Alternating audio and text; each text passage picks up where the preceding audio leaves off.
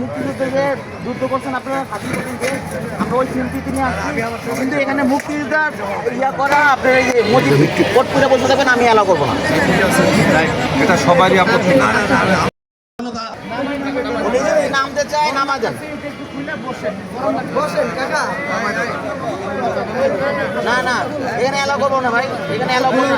আপনি হয়তো মুজিব কোট করতে হবে, মুজিব কোট।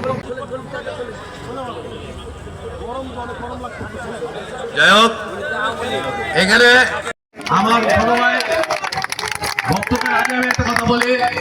আমার ছোট ভাই দেহবাজন মিরপুরের নয়নমণি যুবদলের কান্ডারি সাজ্জাদুল মিরাজ একটা কথা বলেছেন, যদি এখানে কেউ বসে থাকে তাহলে আমি এই অনুষ্ঠানে আমি থাকবো না।